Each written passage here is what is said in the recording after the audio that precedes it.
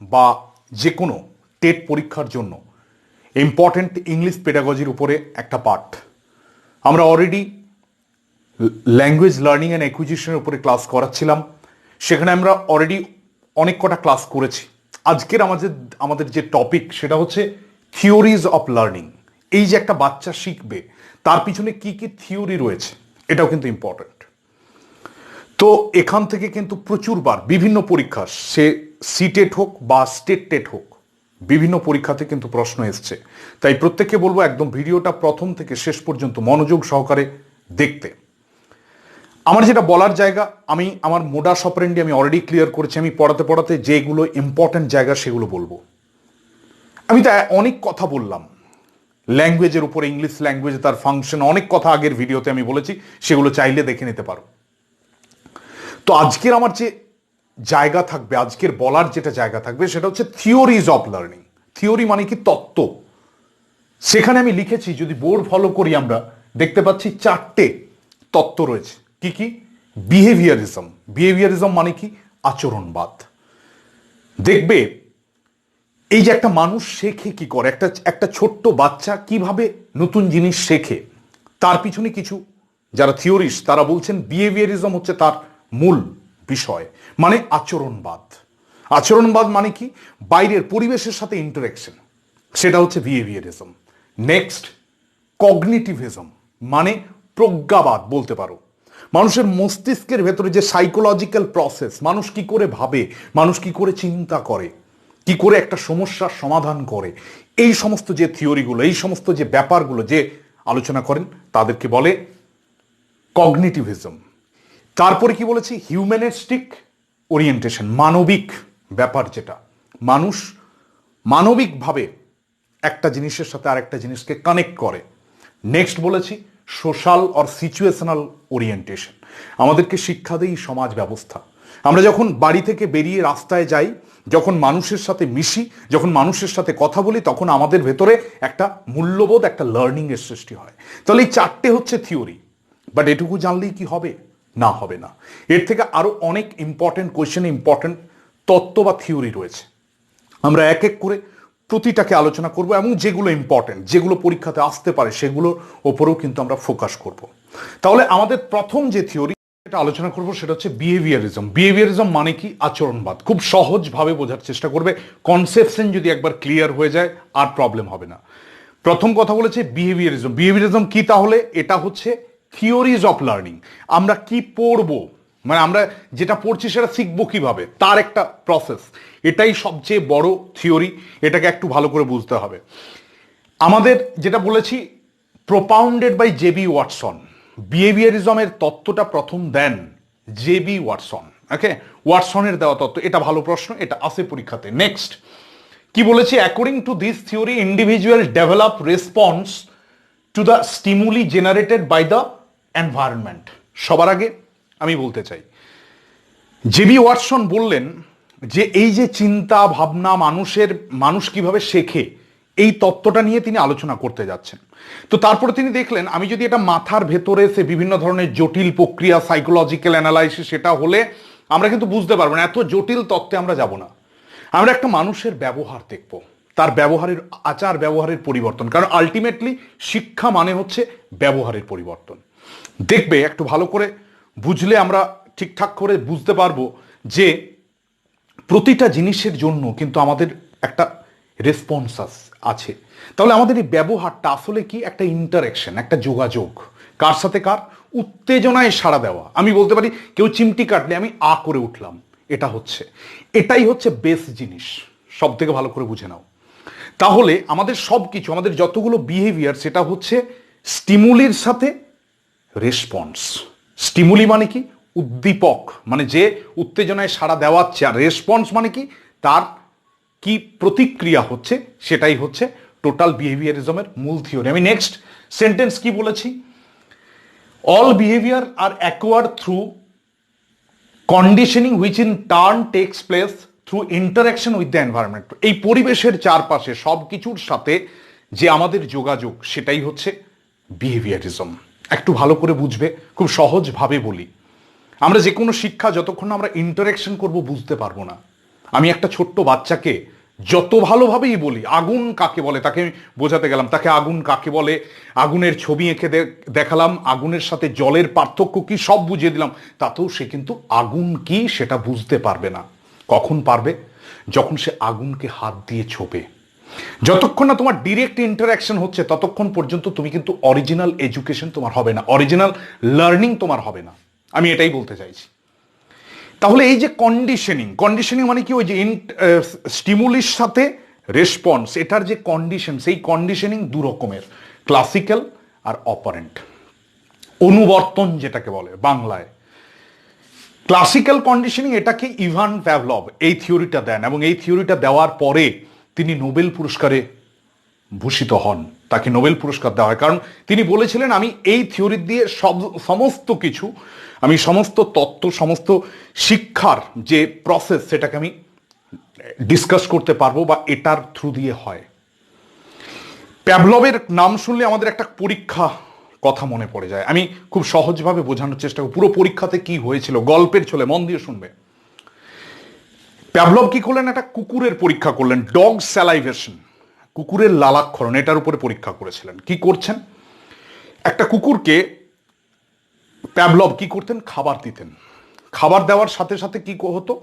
অনেক দিন ধরে খাবার দিচ্ছেন, কুকুরের দেখা যেত খাবার দেওয়ার আগে লালাক্ষরণ হতো, কারণ এটা হচ্ছে কুকুরের ন্যাচারাল একটা হচ্ছে মানে আমি বলতে পারি স্টিমুলি, যেটা খাবার, আর রেসপন্স হচ্ছে লালাক্ষরণ। এটা হতো খাবার দেওয়ার ঠিক আগে বা খাবার দেখলেই লালাক্ষরণ হচ্ছে। এরপরে প্যাভলভ একটা নতুন জিনিসকে নিয়ে এলেন, কি? ঘন্টা বাজানো।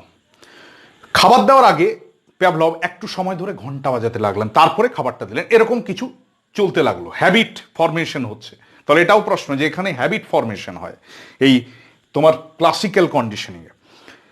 খাবার দিচ্ছেন, আগে ঘন্টা বাজাচ্ছেন, তারপরে খাবার দিচ্ছেন, কুকুরের লালাক্ষরণ হচ্ছে।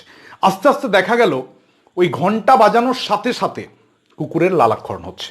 ওকে, তাহলে দেখো এটাও কিন্তু স্টিমুলাস বা স্টিমুলি আমি বলতে পারি। ওই যে ঘন্টাটা, এটা কি? দেখো আমি তিনটে কথা লিখেছি, ন্যাচারালি অকারিং স্টিমুলাস, যেটা প্রাকৃতিকভাবে, সেটা কি? সেটা হচ্ছে খাবারটা, কুকুরের কাছে খাবারটা, ওটা হচ্ছে ন্যাচারালি অকারিং স্টিমুলাস। রেসপন্স কি? স্যালাইভেশন, লালাক্ষরণ। তারপর কি বলেছি? নিউট্রাল স্টিমুলাস, এটা হচ্ছে ঘন্টাটা, পরে যেটা যোগ করা হচ্ছে। এবং দেখা যাচ্ছে ঘন্টা বাজালেই কুকুরের লালাক্ষরণ হচ্ছে, মানে কোথাও গিয়ে ওটার সাথে কানেকশন হয়ে গেছে, রেসপন্সের সাথে নিউট্রাল স্টিমুলাস। খাবার না দেওয়া হলেও কিছুদিন ধরে ওই ঘন্টা শুনলেই কিন্তু লালাক্ষরণ হচ্ছে। আস্তে আস্তে যখন এটা অনেক দিন ধরে খাবার না দেওয়া হয়, আস্তে আস্তে সেই হ্যাবিটটা চলে যায়, মানে আর লালাক্ষরণ হবে না। তাহলে এই সূত্রটার মধ্যে, এই গল্পটার মধ্যে আমি কি শিখলাম? কন্ডিশনাল স্টিমুলাস কোনটা? ওই যে এই যে নিউট্রাল যেটা বলছি স্টিমুলাস, মানে ওই ঘন্টাটা, ringing the bell is here conditional stimulus. And what is conditional response? ওটা হচ্ছে ওই লালাক্ষরণটা, ঘন্টার ধ্বনির ফলে যে লালাক্ষরণ হচ্ছে ওটা হচ্ছে কন্ডিশনাল রেসপন্স। তাহলে আমাদের সব কিছু ইন্টারেকশন। আমি বাড়িতে থাকলে আসল শিক্ষা হবে না, আমাকে একটা জিনিসের সাথে আগে মুখোমুখি হতে হবে, আমাকে এনকাউন্টার করতে হবে, আমি মুখোমুখি হব, তাহলে কি হবে? তাহলে আমার অরিজিনাল লার্নিংটা হবে। এটাই এখানে বলতে চাওয়া হচ্ছে প্যাভলভের পরীক্ষাতে। তাহলে এটা হয়ে গেল ক্লাসিক্যাল কন্ডিশনিং। ক্লাসিক্যাল কন্ডিশনিং কি প্রশ্ন প্যাভলভ করেছেন? কোনটাকে কন্ডিশনাল স্টিমুলাস বলে আর কন্ডিশনাল রেসপন্স? আমি অলরেডি বলে দিয়েছি কন্ডিশনাল স্টিমুলাস কোনটা, কন্ডিশনাল রেসপন্স কোনটা। নেক্সট চলে আসছে অপারেন্ট কন্ডিশন। অপারেন্ট কন্ডিশনিং কে দিয়েছেন? The idea was given by BF Skinner. আমাদেরকে আইডিয়াগুলো জেনে নিতে হবে, কারণ এগুলো চাইল্ড সাইকোলজির ব্যাপার, এগুলো child psychology theory. Still for the English pedagogy এগুলো সম্পর্কে হালকা আইডিয়া থাকতে হবে। তো এখানে আমি কি বলছি? The idea was given by BF Skinner. স্কিনারের এটা আইডিয়া, যেটা ইঁদুরের পরীক্ষা, ইঁদুর সুইচ টিপছে, খাবার আসছে, রিওয়ার্ড অ্যান্ড পানিশমেন্ট। কি বলছে? Learning is carried through reward and punishment, পুরস্কার বা শাস্তি, এটার দ্বারা হয়। ওকে, রিওয়ার্ড একটা পুরস্কার। একটা ছোট্ট বাচ্চার হাতে তুমি আগামী দিনে টিচার হতে চলেছ, একটা ছোট্ট বাচ্চার কাঁধে হাত দিয়ে বললে তুমি পারবে, তোমার হবে, তুমি আরো ভালো করে চেষ্টা করো, তুমি অনেক বড় হবে। দেখো এই ছোট্ট কথাটা, এটাই কিন্তু তার অনেক ভালো লাগে, তার পড়ার প্রতি মোটিভেশন অনেক বেড়ে যায়। আমি এটাই বলছি, রিওয়ার্ড আর পানিশমেন্ট, শাস্তি যদি দেওয়া হয় সেক্ষেত্রে কিন্তু প্রবলেম হয়। কি বলেছি? Behavior does not rely on preceding stimulus but dependent on what happens post response। এই জন্য এটাকে বলা হয় অপারেন্ট কন্ডিশনিং। অপারেন্ট কন্ডিশনিং মানে কি? সক্রিয়। সক্রিয় কেন সক্রিয়? বলছে behaviour does not rely on preceding stimulus. যেটা ওই ক্লাসিক্যাল কন্ডিশনিং এর সাথে এর পার্থক্য, যেটা স্কিনার বলছেন, যে বিহেভিয়ারটা ওই স্টিমুলাসের উপরে নির্ভর করে না, ওই স্টিমুলাসের উপরে কিন্তু নির্ভর করে না। সেই স্টিমুলাসের ফলে প্রতিক্রিয়াটা কি হচ্ছে আমার, সেটা ভালো হচ্ছে না খারাপ হচ্ছে, সেটার উপরে শিক্ষা নির্ভর করে, তাই না? বা শিক্ষার যে শিক্ষা কেমনভাবে হবে সেটা নির্ভর করে। তাহলে এটাই হচ্ছে বেসিক ডিফারেন্স। যেখানে ক্লাসিক্যাল কন্ডিশনিংয়ে প্যাভলভ বলেছিলেন যে ভাই আমার স্টিমুলাসের হলেই রেসপন্স হবে, স্কিনার বলছেন না, শুধুমাত্র ওই ইয়েতেই, মানে আমি যে স্টিমুলাস তার ফলে যে রেসপন্সটা হচ্ছে ওটাই ফাইনের নয়, ওটার দ্বারাই লার্নিংটা নির্বাচিত বা নির্ধারিত হয় না। তার রেসপন্সটা কি, সেটা কি ভালো দিচ্ছে, নেগেটিভ না পজিটিভ, সেটার দ্বারা কি হয়, অপারেন্ট কন্ডিশনিং এর লার্নিংটা ক্যারিড আউট হয়। তাহলে আমি এটা বলতে চাইলাম। এরপরে আমি চলে যাব কগনিটিভিজম। মোটামুটি আইডিয়া প্রজ্ঞাবাদ, আমাদের মানুষের মনের ভেতরের যে তত্ত্ব তালা, সেটা নিয়ে হচ্ছে প্রজ্ঞাবাদ। আমি কি লিখেছি? The theory laid emphasis on the learner's internal mental process or the act of knowing and making to explore how these processes like thinking, memory, knowing and problem solving can be used to ensure effective learning. মানুষ কিভাবে ভাবে, মানুষ কিভাবে স্মৃতিতে মনে রাখে বা স্মৃতিশক্তি থাকে মানুষের, বা কিভাবে কোনো সমস্যা এলে সেটাকে সমাধান করে, এই সমস্ত ব্যাপারগুলো যে থিওরিটা বলে সেটা হচ্ছে কগনিটিভিজম। দেখো, প্রথমেই কগনিটিভিজম বলছে যে বাইরে থেকে ব্যবহার একটা মানুষের দেখে বোঝা যায় না মানুষটা কেমন, বা তার মেন্টাল ক্যাপাবিলিটি, তার মেন্টাল কন্ডিশন কেমন আছে, এটা বাইরের ওই স্টিমুলির সাথে রেসপন্সের কানেকশন দেখে করা যাবে না। কগনিটিভিস্টদের আইডিয়া হচ্ছে যে এটা মেন্টাল সাইকোলজিক্যাল প্রসেস, এটাকে বুঝতে হবে। সেখানে কি বলেছে? সেখানে বলছে the theory states that knowledge is regarded as symbolic mental construction. আমরা প্রত্যেকেই জানি একটা শিশুর মস্তিষ্ক বা তার যে ব্রেন, সেটা হচ্ছে একটা সাদা প্লেটের মতো, যেটা পুরোপুরি ব্ল্যাঙ্ক। এরপরে সে যত শিখবে সেটা আস্তে আস্তে ভরবে। মানে নলেজ হচ্ছে একটা ইউনিট, এবং আস্তে আস্তে এই যে লার্নিং, নতুন নতুন জিনিস শিখছে, এতে কি হয়, তার স্কিমাটা, সেই স্কিমাটা বৃদ্ধি পাচ্ছে। যে যত শিখবে তার স্কিমাটার প্রসারণ তত হবে। কি বলেছি? পিয়াজে ভিগৎস্কি, ব্রুনার, গগ are linked with this theory.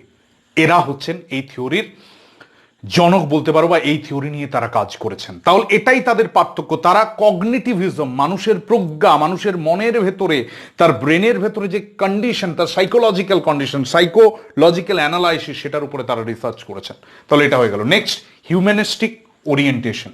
কি বলেছে? The theory came up in 1970s or 1980s। খুব মডার্ন একটা থিওরি। কি বলছে? Human potential for growth is the basic concept of this theory. মানুষ নিজে আত্মমন্থন। রাত্রিবেলায় যখন তুমি আয়নার সামনে দাঁড়াও, তোমার সামনে তুমি মুখোমুখি হও, প্রতিটা মুহূর্তে একটা মানুষকে নিজের দিকে তাকাতে হয়। আমি যখন একটা লোকের দিকে এরকম ভাবে আঙুল দিচ্ছি, তখন 3টে আঙুল কিন্তু আমার দিকে যাচ্ছে। সবার আগে আমাকে, নিজেকে ভাবতে হবে। সেটাই for growth, human potential for growth is the basic concept of this theory. According to Mark Tennant, the focus on self is the basic premise of humanistic psychology. আগে নিজের কথা ভাবতে হবে, আমি কি ভাবছি, আমার কি মানসিকতা, আমার কি মনুষ্যত্ববোধ, এই সব কিছু হচ্ছে লার্নিং এর একটা বড় ধারক বা বাহক বলতে পারো। তাহলে এটা হচ্ছে humanistic orientation. Last, social or situational orientation. কি বলেছে? People learn by observing other people in society. মানুষ নিজে শিখতে পারে না, মানুষ সমাজবদ্ধ জীব। আমি তোমাকে দেখে শিখবো, তুমি আবার অন্য কাউকে দেখে শিখবে, এইভাবে এগিয়ে যাবে মানুষ। কি বলছে? Observation makes people understand the probable outcome of certain behaviour. আমাকে ভালো করে দেখতে হবে। আমি বাড়ির মধ্যে থেকে শিক্ষা গ্রহণ করতে পারবো না, আমাকে বেরোতে হবে, আমাকে মানুষের সাথে মিশতে হবে, আমাকে সমাজের সাথে মিশতে হবে, সমাজের বিভিন্ন জিনিসগুলোর সাথে, যে ফেনোমেননগুলো রয়েছে তার সাথে আমাকে ইন্টারঅ্যাক্ট করতে হবে। তাহলে আমি বুঝতে পারবো, আমি দেখতে পাবো যে অন্যজন কি করছে। সেটা দেখে, ওই যে আমাদের বাঙালিদের একটা কথা আছে না, পাছে লোকে কিছু বলে। আমরা অনেক কিছু কাজ এই কারণে করি বা করি না। তাহলে এটা হচ্ছে সোশ্যাল বা সিচুয়েশনাল ওরিয়েন্টেশন। কি বলেছে? Albert Bandura, Lev Wegner are linked with this theory, তাদেরকে এই থিওরির সাথে লিঙ্ক করা যায়। আমি আবারও বলছি, এগুলো হচ্ছে থিওরি, এগুলো চাইল্ড সাইকোলজির ক্লাস নয়, দিস ইজ ইংলিশ পেডাগজি। যে ইম্পর্টেন্ট পার্টগুলো বললাম, কে কে প্রবক্তা, এটা আসবে, এটা ম্যাচিং হিসাবে আসতে পারে। এই যে এখানে বান্দুরা, অ্যালবার্ট বান্দুরা, এটা কার সাথে কানেক্টেড, কোন থিওরির সাথে কানেক্টেড? মাসলো, মাসলো দেখবে, মাসলোর নাম আছে, মাসলো অনেকে হিউম্যানিস্টিক ওরিয়েন্টেশন বলেন।